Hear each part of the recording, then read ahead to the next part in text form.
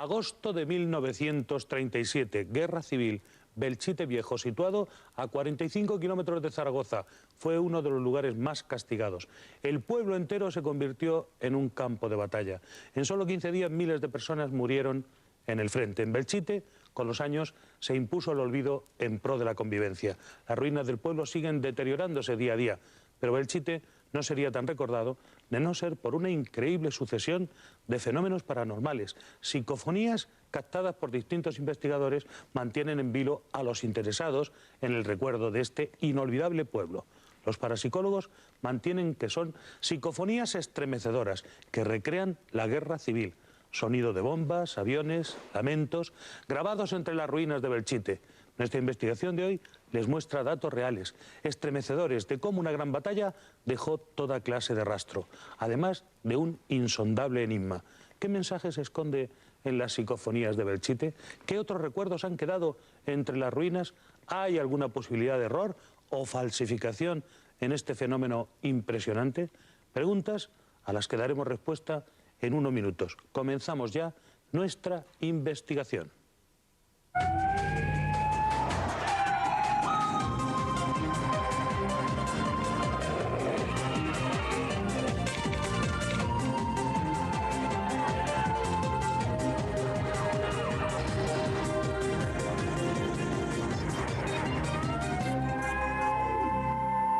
Recuerden que pueden participar desde casa. Para ello deben llamar al 902-01-3536, línea abierta 24 horas al día para comunicarnos sus opiniones o sugerencias. Desde el comienzo de la Guerra Civil hasta la primavera de 1938, Belchite cambió 3 veces de bando. En el pueblo se vivieron situaciones de mucho dolor que aún se mantienen en la memoria de los más ancianos. En unos instantes conoceremos los acontecimientos de mayor trascendencia ocurridos en esta localidad que fue campo de batalla. Ahora conectamos en directo para conocer la actualidad. Patricia Fernández, ¿qué novedades hay? Hola, Paco. No hay cifras exactas sobre el total de víctimas que se produjeron en Belchite durante la guerra. Sí es cierto que una parte de los cadáveres nunca fueron recuperados o tuvieron que ser enterrados sin identificar. ¿Pertenecen a estos soldados desconocidos las psicofonías recogidas en este pueblo aragonés? A continuación, les ofrecemos un trabajo periodístico donde se recogen distintos aspectos de este misterioso asunto.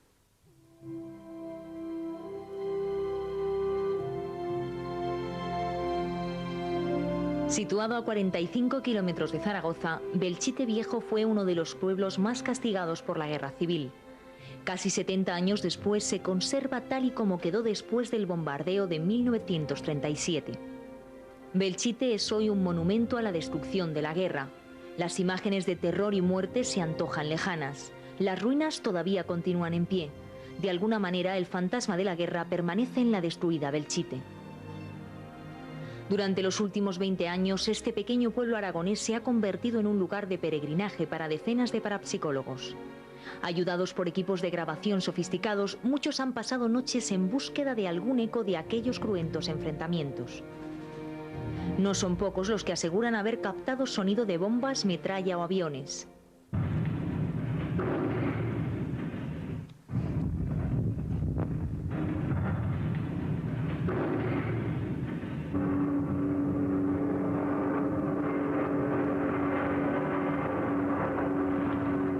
Los primeros asombrados fuimos nosotros, porque no pensábamos que iba a surgir una psicofonía tan nítida, tan fuerte y tan real, además, inclusive, como decíamos antes, con la comprobación y la ratificación de testigos presenciales de la época de la Guerra Civil. Si el eco de la contienda aún permanece atrapado en sus ruinas, es una incógnita. Para algunos cuesta creer en la existencia de voces del más allá ocultas entre los muros de este pueblo abandonado. Otros no tienen dudas de que en Belchite se esconde parte de la historia de la guerra civil en forma de voces, lamentos y quejidos humanos.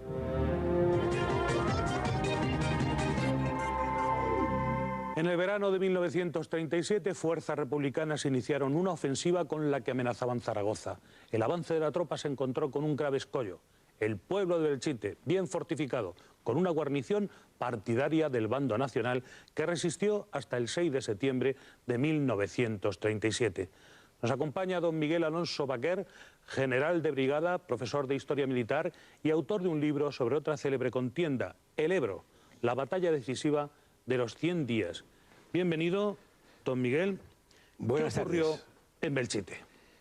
Es un acontecimiento grave por sus consecuencias, importante porque realmente explica bastante bien las intenciones de las dos partes en conflicto, y yo pienso que conviene tenerle históricamente bien localizado, es decir, saber en la época exacta en qué ocurre y qué ocurre en el entorno para que se inicie esta ofensiva. Las dos relaciones que quiero establecer son una con la campaña del norte y otra con la batalla de Brunete de Madrid. Vamos, como decía, con don Miguel Alonso Baquer, general de Brigada de Infantería, diplomado de Estado Mayor, autor de este libro, profesor de Historia Militar, a recordar cómo era, hasta donde le puedan llevar usted sus investigaciones, sus trabajos para la batalla del Ebro, cómo era aquella España de 1937. En el 37, en el mes de julio, había transcurrido un año de guerra civil. Todo lo que se había intentado durante el año 36 había concluido, digamos, en tablas, es decir, se había pretendido ocupar la capital de España, Madrid, con unas columnas las más importantes procedentes del norte de África, y se había fracasado, se había estabilizado el frente en torno a Madrid. Cuando ya arranca el año 37, que es del que nos conviene hablar, los nacionales toman una decisión importante, que es realizar una gran campaña a lo largo de la cornisa cantábrica. Es decir, lo que les resulta importante, en vista de la duración de la guerra, es recuperar todo el espacio que queda en la costa cantábrica con toda su riqueza en hierro o en carbón, ¿no? Y en esa campaña del norte fue interrumpida en varias ocasiones. La primera la interrumpe Vicente Rojo, jefe del Estado Mayor Central del Ejército de la República, con lo que llamamos la batalla de Brunete. Una batalla de 3 semanas que ocurre a lo largo del mes de julio. No quiero precisar más, exactamente desde el 6 de julio al 25. Inmediatamente después los nacionales reanudan la ofensiva por el norte. Ya eran dueños de Bilbao y aspiran a conquistar Santander. Este es el momento en el cual el Ejército Popular de la República, que era su nombre oficial, inicia una ofensiva importante al contorno del río Ebro y en dirección a Zaragoza. Esto es lo que va a dar lugar a la batalla de Belchite. A veces, don Miguel, se confunde la batalla de Belchite con otras, incluso con la del Ebro. Sí, hay una pequeña razón, que es que verdaderamente Belchite no está demasiado lejos de las aguas del Ebro, a unos 20 kilómetros, pero en el tiempo están separadas por todo un año. Es decir, lo más grave de Belchite ocurre en la última semana del mes de agosto del 37 y en la primera de septiembre. Y toda la batalla del Ebro, que es mucho más larga, yo la llamo en mi libro de los 100 días, ocurre desde el 25 de julio hasta mediados de noviembre del año 38, un año después. ¿Qué importancia hay que darle a Belchite en la guerra? Hay que darle alguna importancia porque el gobernante de la España republicana que tiene en aquel momento la conducción de las operaciones es Indalencio Prieto. Indalencio Prieto está obsesionado con que los nacionales no tengan un éxito espectacular en la campaña del norte.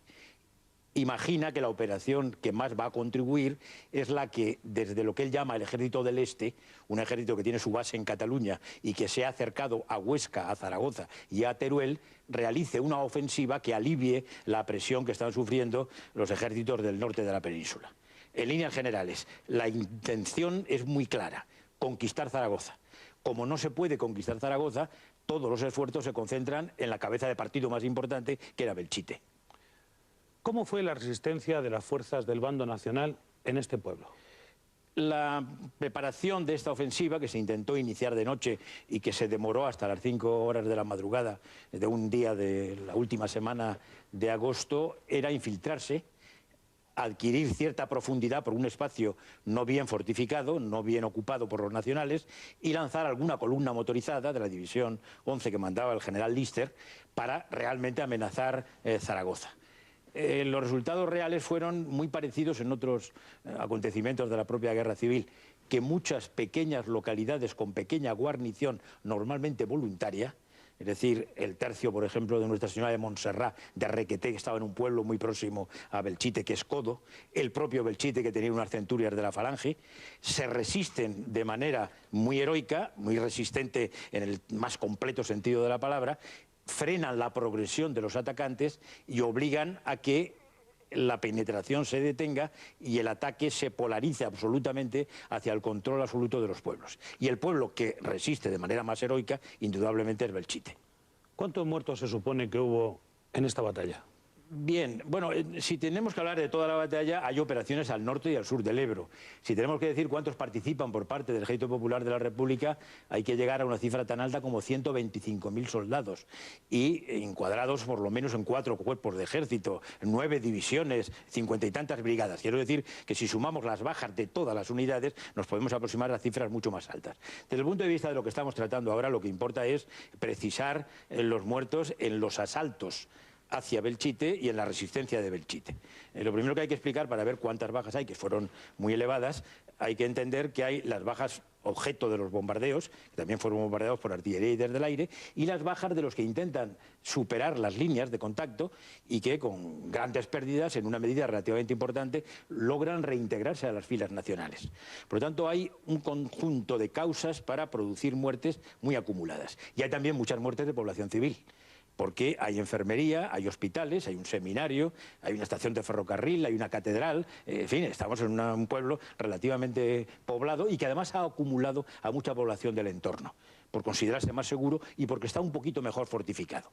En cualquier caso, el número de prisioneros que se logran al final, cuando el Ejército Popular de la República lo conquista, ese sí que está muy bien calculado. Son 2.400 prisioneros.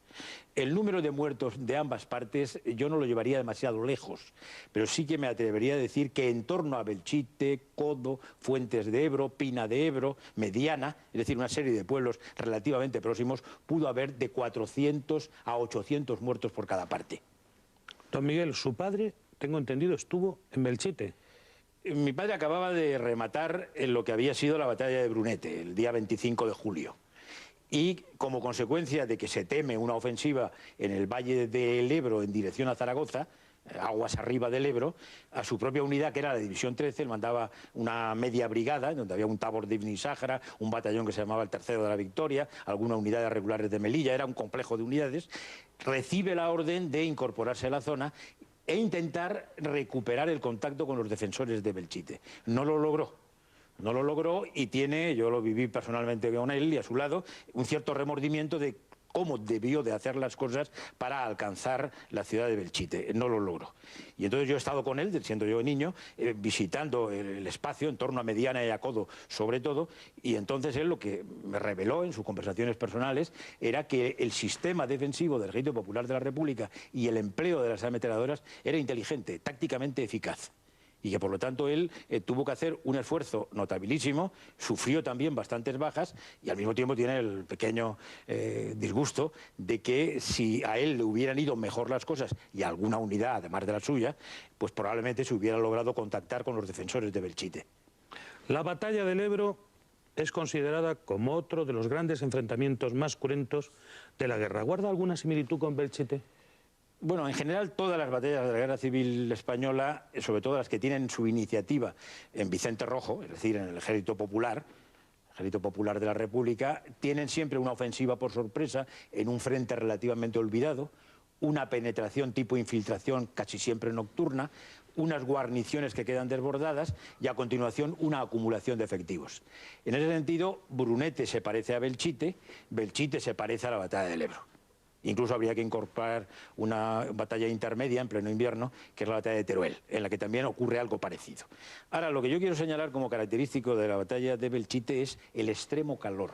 Cuando yo analizo los partes y las noticias y las informaciones que se tienen directas, que son las propias órdenes de operaciones, se llegan a registrar bastantes bajas ocasionadas por el calor, por asfixia y sobre todo por sed.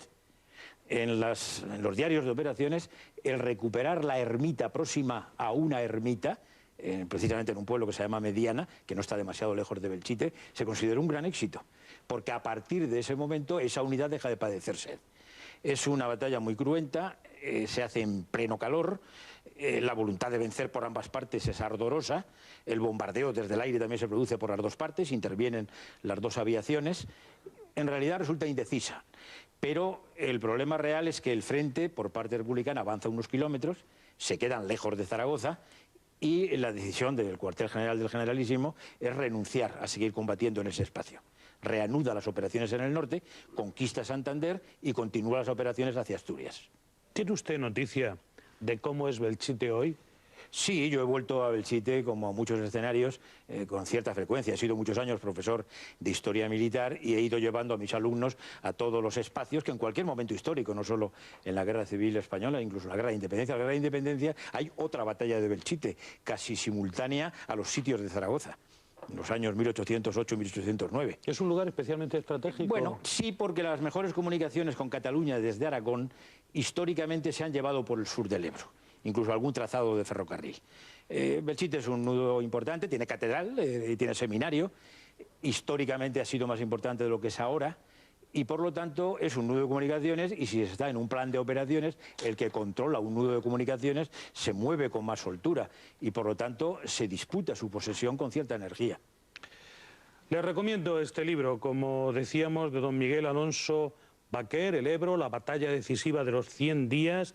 Don Miguel Alonso Baquer, su autor, es general de brigada de infantería, diplomado de Estado Mayor, es profesor de Historia Militar, licenciado en Filología, en Filosofía y Letras, en rama de Historia, ¿verdad? Precisamente, sí. Y un libro que nos ayuda a entender lo que fue la Guerra Civil, la importante batalla del Ebro. Muchas gracias, don Miguel, y a ustedes enseguida continuamos, nos centramos en el estudio de las impresionantes voces recogidas en el campo de batalla. ¿Es el fantasma de Belchite? Lo sabremos después de la publicidad. Lima 27, tenemos un código rojo, tenemos un código rojo.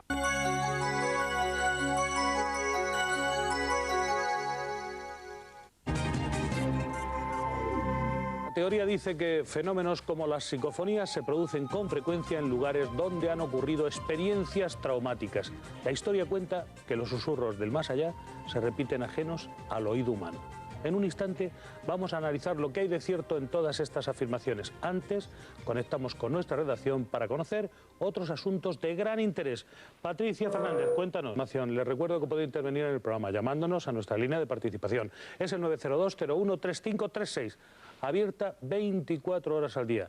Cada piedra, cada ventana, cada muro guarda una parte de historia. La iglesia de San Martín es uno de los lugares escogidos para captar voces supuestamente del más allá. Sonidos de aviones, bombas, fuego o metralla. Un inquietante resultado.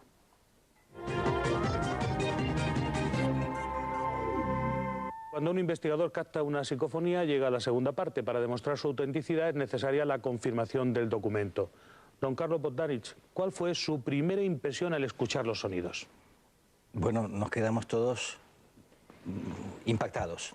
Es decir, no nos esperábamos el resultado que había ahí. Por supuesto que inmediatamente, antes de sacarlo en los medios de comunicación, recurrimos a especialistas, como comentábamos antes de Francisco, pues gente que supiese del tema de la aviación de la época, que supiese de armamentos, que nos informase también históricamente de los momentos, cómo ocurrían y demás. Ahí surgieron también las anécdotas en el sentido de las partes anecdóticas de la historia, donde nos comentaban cómo se vivía día a día la vida en Belchite, que de alguna manera también coincidía con lo que supuestamente era el avión que pasaba ahí. La vez que se puso la grabación en directo en el programa Cuarta Dimensión, pues al estar en Zaragoza, principalmente la audiencia del programa, pues había gente muy mayor que había vivido la guerra, que había vivido inclusive en Belchite, y llamaba por teléfono en directo al programa. Fue algo realmente muy entrañable, muy fuerte, que llamaban y llorando, la gente diciendo que los sonidos, al estar escuchándolos nuevamente, era como que volvían a sentir lo que habían vivido en la época de la Guerra Civil Española. El programa de radio donde trabajaba don Carlos Bogdanich les había hecho revivir aquellas escenas terribles que guardaban en su memoria de la guerra. Vamos a escuchar a continuación otra psicofonía. Les digo, se repite 3 veces para que puedan captarlo con nitidez. Recuerden que son sonidos captados y que por lo tanto necesitan por su parte un cierto esfuerzo. Se pueden oír aquí las campanadas y a continuación una voz psicofónica que dice: paren el reloj. Escuchen.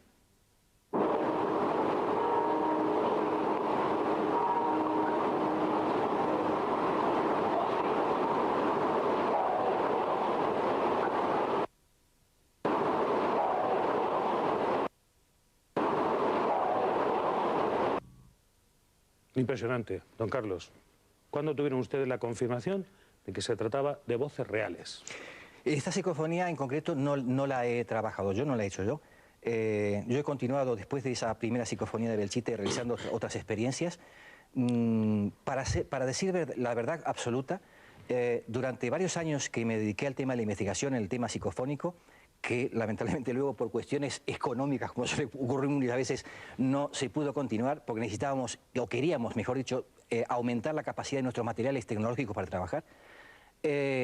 Todas las psicofonías que obtuve durante muchos años, hecho en ermitas, cementerios, monasterios, un largo etcétera de sitios, las que nosotros conseguíamos eran más bien cacofonías, es decir, sonidos, ruidos.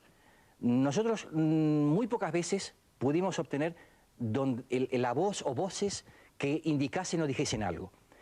Entonces, a mí siempre se me ha puesto un poco en el atolladero cuando me preguntan, bueno, y cuando aparecen voces, ¿qué son? Pues apenas podemos describir el origen de las cacofonías, más difícil se nos hace el hecho de querer explicar de dónde proceden esas voces. Sí podemos explicar experiencias donde hemos visto el trucaje de las voces, o inclusive algunas experiencias muy anecdóticas, donde determinado tipo de establecimientos han querido utilizar el fenómeno psicofónico para publicitar su sitio hacia el público, hacia el turismo, y decir que aquí había un duende o aquí había una voz de un fantasma y fabricar en casa una psicofonía. También hay psicofonías donde realmente aparecen sonidos de voces o lamentos que sé de buena fuente, de buena tinta y de personas que conozco personalmente que no entrarían en el juego barato de falsificar. Por lo tanto, algo hay, y yo lo baso todo, don Francisco, perdón que me extienda, lo baso todo en el hecho de que si hace pocas semanas hemos descubierto que a 13.000 kilómetros de años luz de la Tierra hay una galaxia, lo sabemos gracias a que la tecnología ha ido avanzando. Si no, estaríamos todavía pensando que el nuevo mundo no existiría, ¿no? Es decir, de alguna manera, en la medida que la tecnología avanza, vamos obteniendo más información de todo lo que nos rodea y que nuestros sentidos, a lo mejor no desarrollados hasta el momento, no nos permiten captar, oír o ver. Desde luego. Nos acompaña don Ramos Pereira, periodista, escritor, presidente de la Sociedad Española de Parapsicología. Bienvenido. Usted quizás se muestra un tanto escéptico cuando se hablan de estos asuntos. Díganos, ¿qué es para usted una psicofonía? Bueno, una psicofonía, como perfectamente se ha definido aquí en este programa, es una voz, un sonido que se graba, por lo menos se grababa en una cinta magnetofónica, ahora ya hay nuevas tecnologías para hacerlo de otras maneras, y es un sonido que aparentemente no existía porque no ha sido captado ni oído por las personas que estaban cerca de donde se producía el fenómeno, y que luego, al ser verificado en un laboratorio con medios de mayor alcance y mayores posibilidades de amplificación de sonido y de depuración, se pueden encontrar con que hay unos sonidos, voces, crujidos o cosas que no estaban aparentemente en el escenario donde se rodó aquello. ¿Y qué grado de credibilidad tiene para usted este tipo de sonidos captados con aparatos especiales? Bueno, pues para poder contestar a la pregunta, primero hay que dejar claro que las experiencias que se han realizado con psicofonías se ha puesto de manifiesto que hay muchas fuentes, muchas perturbaciones de la experiencia. Uno es el ruido ambiental. Nadie puede decir que no, en Belchite ni en cualquier otro lugar, por muy deshabitado que esté, no haya ruidos ambientales. Ustedes mismos han dicho hace un rato que aquello hay zonas que amenazan ruina. Si amenazan ruina, es evidente que hay posibilidad de que se muevan las piedras, si no, no sería una ruina, si no, no se caerían. Por lo tanto, si se mueven las piedras, pues pueden producirse determinados sonidos. Esos sonidos son muy importantes cuando se amplifican.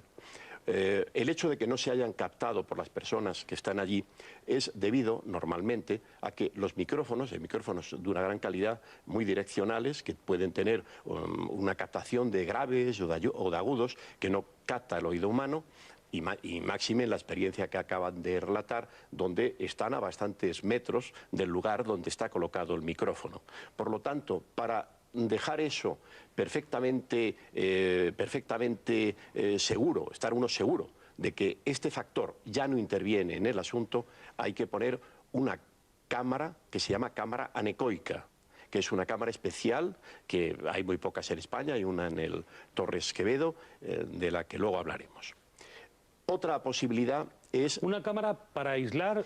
el sonido, para que, tener la completa seguridad... aislarlo de cualquier ruido ambiental. Efectivamente, para tener la completa seguridad de que no hay un sonido externo natural. Los pájaros, un búho, por ejemplo, hace unos sonidos que son estremecedores. Únicamente un apunte, escuchar en la madrugada el ruido de un motor de un avión a pistón en 1986 es algo que llama mucho la atención. Bueno, actualmente hay todavía aviones a pistón, pero aparte de eso, hay otras hipótesis.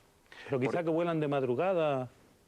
Yo evidentemente no soy un especialista y menos no voy a ir las madrugadas a Belchite a ver qué pasa por allí. Lo que quiero... Aquella además hacía un frío sí, por lo tanto, horroroso. Lamento no poderle contestar a la pregunta. Lo que sí puedo decirle es que hay otras hipótesis. Por ejemplo, están las ondas hercianas. Las ondas hercianas, los aparatos son aparatos electrónicos que tienen una gran sensibilidad para amplificar, porque en realidad la primera señal que reciben es muy leve, que se va amplificando. Entonces, por lo tanto, esos aparatos electrónicos son capaces de recibir señales de la atmósfera de tipo herciano, o sea, de ondas hercianas, de ondas de radio, por ejemplo, de televisión, radio. Eso ocurre con más frecuencia de lo que se cree. Es muy importante ese factor. Yo recuerdo que cuando vino a España Carol Ramis, que fue una especialista en psicofonías, que vino con un aparato que ya había registrado el psicofón, y estuvo en mi casa, haciendo experiencias, y dejamos un silencio, y después del silencio, ella hizo una llamada a los espíritus, etcétera, y después del silencio pudimos escuchar muy nítidamente aquí Radio Madrid. Porque yo vivo relativamente cerca de una antena de radio y eso puede ocurrir perfectamente. Por lo tanto, para evitar eso, además habría que meter, además de la cámara anecoica, en una jaula de Faraday, que es un sistema que impide el uso de entrada de ondas hercianas, electromagnéticas. Entonces, esto, por lo tanto, tendría que estar el aparato en una jaula de Faraday y a su vez en una cámara anecoica. Se ha dicho aquí, por ejemplo, que las cintas, y se ha insistido en ello varias veces, debían ser vírgenes. Pues yo voy a hacer una pequeña matización. Mejor que no sean vírgenes. Mejor que se hayan borrado por medios electromagnéticos potentes, con lo cual uno se garantiza que sí que son vírgenes de verdad. Porque las que salen de las fábricas, no todas son vírgenes. Porque en las fábricas a veces hacen controles de calidad y ese control de calidad puede estar una determinada grabación. O sea que es mucho más seguro coger una cinta. Es igual que esté precintada que no esté precintada, no es relevante. Lo que es importante es someterla a un borrador, que es una fuente magnética tremenda y que deja todos los puntos, en este caso de hierro, de cromo, de lo que sea, los deja en la misma dirección todos. Con lo cual uno se garantiza que aquello está verdaderamente borrado y que por lo tanto no puede introducirse algo, porque no siempre los magnetofones, la cabeza borradora funciona bien. Y hay veces que uno cree que está borrando la grabación anterior y no la termina de borrar. Luego hay además un solape a veces, como son caras magnéticas, si están un determinado tiempo, una cara puede influir sobre la contigua, la que está debajo de ella. Y por lo tanto uno borrar la parte anterior y dejar esa especie de eco que ha dejado anteriormente el sonido. Bueno, pues con todas estas precauciones y prevenciones que nos hace don Ramos Perera, vamos a escuchar otra psicofonía grabada en Belchite, en sus ruinas. Se escuchan disparos. Pongan atención.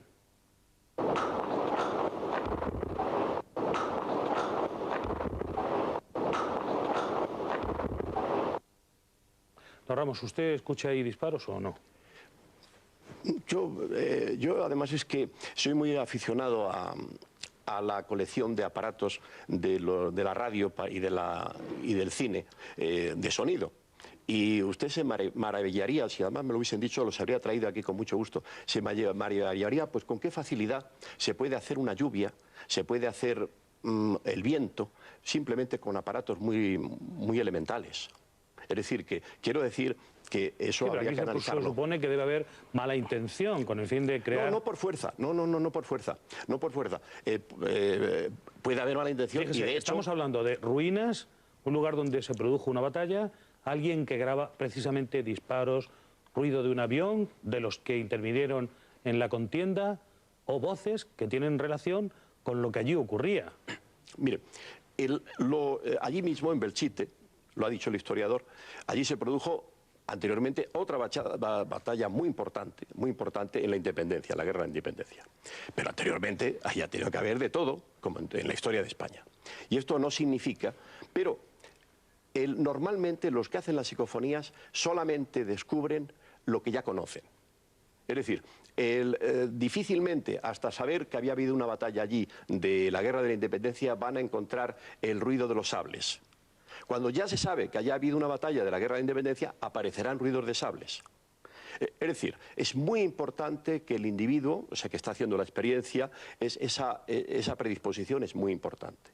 Pero quiero decirle a usted una cosa que es importante que tengan en cuenta, y es que cuando se han sometido las psicofonías al control rígido de la ciencia, a la depuración que supone hacerlo con unas cintas perfectamente borradas, con la jaula de Faraday, con la cámara anecoica, jamás se han obtenido ni una sola psicofonía, ni la más leve psicofonía.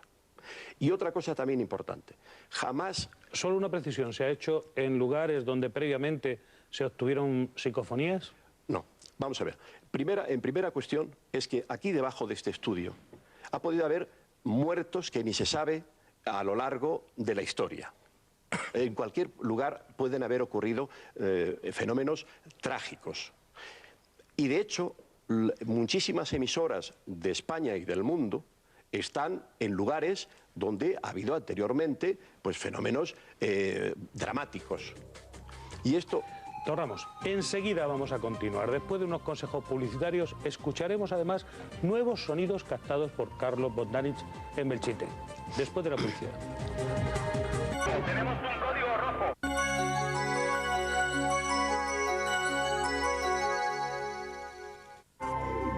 Las primeras psicofonías del equipo Cuarta Dimensión supusieron un punto y seguido en toda suerte de historias en torno a las ruinas de Belchite. En los próximos minutos vamos a adentrarnos en algunas de ellas. Antes, conectamos en directo con la redacción, donde tendremos acceso a últimas noticias de la muerte. Gracias, Patricia. Algunos vecinos hablan de coches que se ponen en marcha solos, otros relatan incidentes de jóvenes paseando entre las ruinas. Los más atrevidos no dudan en afirmar la existencia de presencias o criaturas extrañas.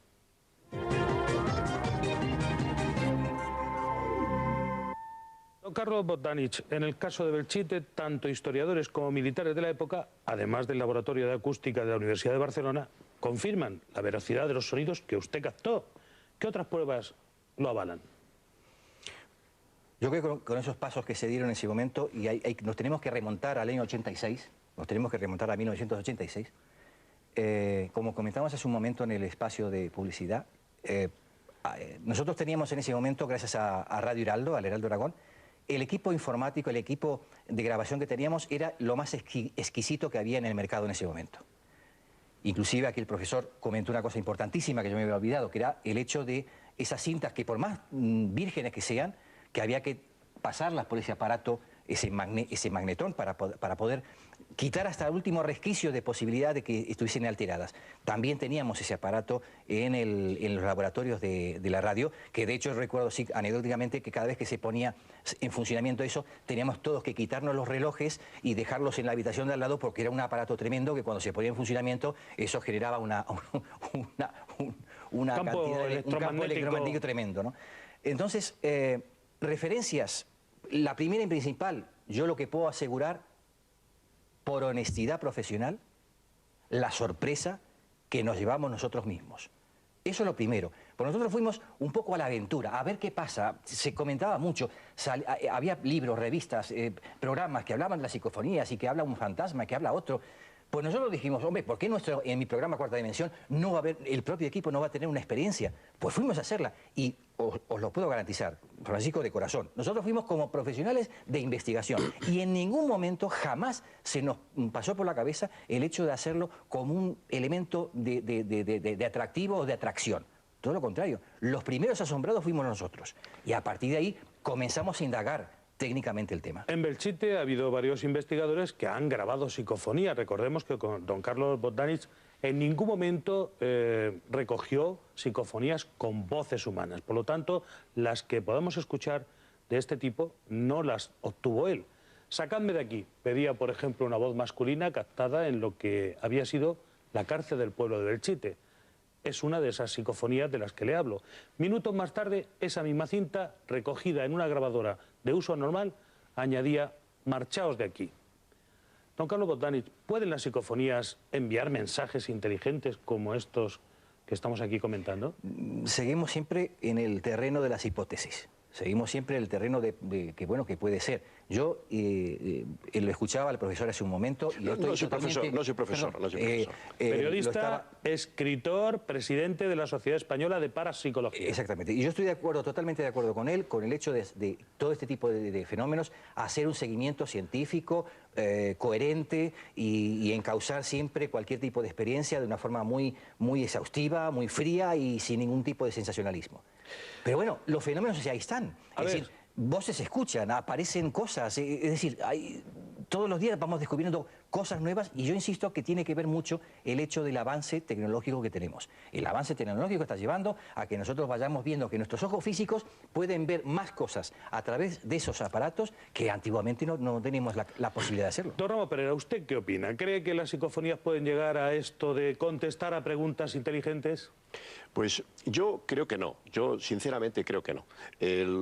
Primero, estamos hablando de, por lo tanto tendríamos que pensar que era un espíritu el que contestaba, naturalmente. Entonces, los espíritus son intemporales e inmateriales, y al ser intemporal, pues evidentemente nos podría contestar un espíritu de hace siglos, pero lo que no tiene sentido es que el espíritu siga ahí en la mazmorra aquella, según acaba usted de decir. Eso es imposible. Es decir, el espíritu evidentemente ya no está allí, está claro.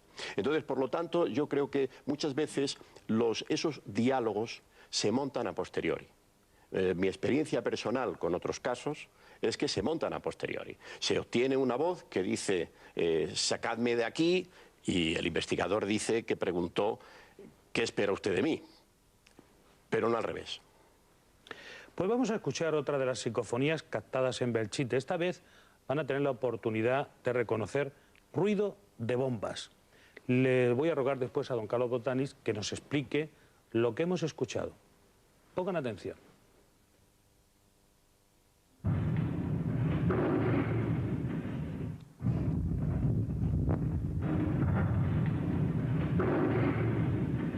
Don Carlos Botdanich, ¿ruido de explosiones en medio de la batalla?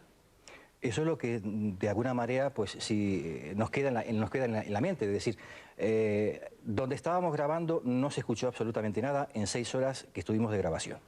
Éramos 5 personas que estábamos pendientes justamente de todo, pero y sobre todo de cualquier tipo de sonido que ocurriese, porque si pasaba un pájaro, por si se escuchaba a lo lejos un tractor, pero bueno, lo que fuese. Y sin embargo, después de 6 horas de grabación, solamente en un margen de 1 hora de grabación, surgen todo este tipo de sonidos. Si estamos en Belchite, ¿qué podemos pensar? Pues eso no puede ser ni el portazo que le dio la mujer al marido por malos tratos, ni que de repente, pues ese sonido de algo que cae y que explosiona, y que de alguna manera tiene además un sonido seco, típico a las bombas que tiraban en aquel entonces. Y ahondo mucho más en el tema. Hay unos momentos en la cinta de grabación donde se escucha el sonido hasta el rechirriar del fuego. Esta sí es una de esas psicofonías que usted obtuvo. Exactamente. Por eso yo digo que nosotros... Ruido de bombas, de sonido de fuego, sonido de metralla, sonido del avión que, insisto, que es que en Belchite, a esa hora de madrugada, la luna nueva de octubre del año 86, pues ahí no pasó ningún avión. De todas las que logró usted, ¿cuál era la más impresionante? Yo creo que lo del avión. Lo del avión. Lo del avión. Don Carlos Pereira. Perdón, don Francisco, perdón. Sí.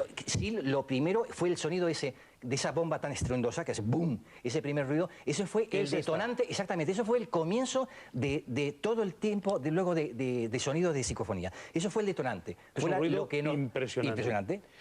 Le preguntaba, don Ramos Pereira, ¿usted cree que pueden captarse sonidos que no tengan explicación o no? Bueno, que no tengan explicación, por ejemplo, este es el caso. Es decir, porque nadie ha dado una explicación de estos sonidos. Es decir, claro que se pueden captar, lo que no significa que no la tengan.